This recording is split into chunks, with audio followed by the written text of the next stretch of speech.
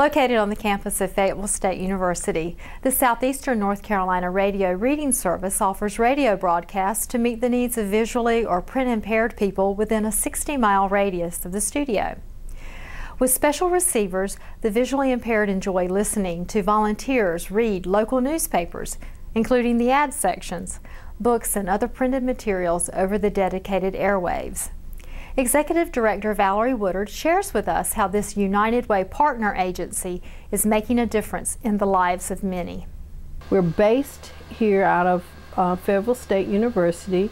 Our signals carried by WFSSF FM. The frequency, we rent a sub-frequency from Fayetteville State, and we broadcast to these 13 counties. We broadcast daily from our site. We have 24 volunteers at this site. In Moore County, we have additional 20 volunteers, and they also send the broadcast to us, and then we put it in our system and cue it into our system, and they have their broadcast. Also, Lee County is also, we have volunteers in Lee County. So we encompass a large area.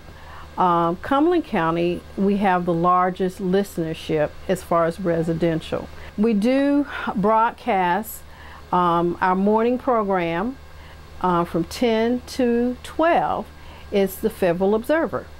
So we read daily the Fayetteville Observer to our listening audiences.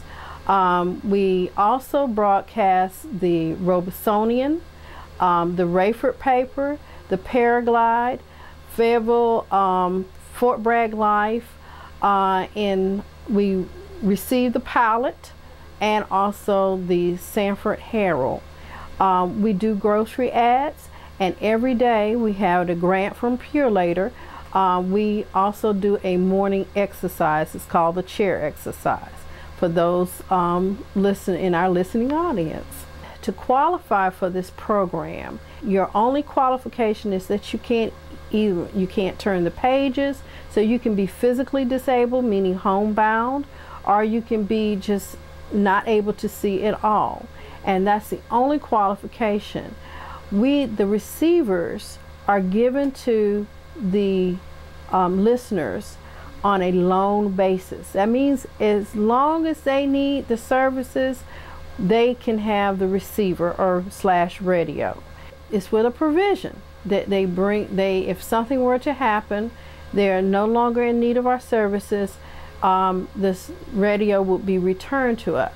We have a format for the Fayetteville Observer, and we read the format as follows. Basically, I'm not going to give you every detail, but we read Live Wire, we read Today in History, we read the public safety information, we read the opinion pages, Dear Abby, the horoscopes.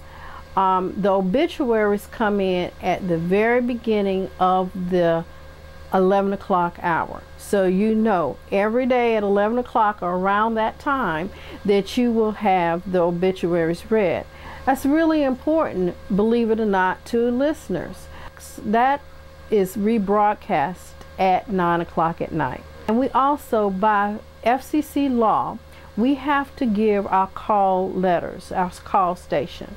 And in that, every 30 minutes of our live broadcast, we will broadcast it also our numbers. We have the toll-free number as well as the office number. And so we broadcast that so that they know they can continue to stay connected with us. We are always looking for volunteers, because it does take a great deal of effort to make this work, this whole production work. We need a lot of people to make it work. We have about 500 listeners. We do have quite a few listeners in the adult living facilities that come together and listen to our receiver, and we're trying to put more out there. Our primary source of funding comes from the United Ways. Now, we have United Way of Cumberland County, we have United Way of Moore County, United Way of Lee County, and United Way of Robeson County. And we also have the counties themselves. And basically through the other funding comes to grants and fundraising. So as you well know, the budgets have been slashed. So we are going to be in need of doing quite a bit of fundraising above what we have generally had to do.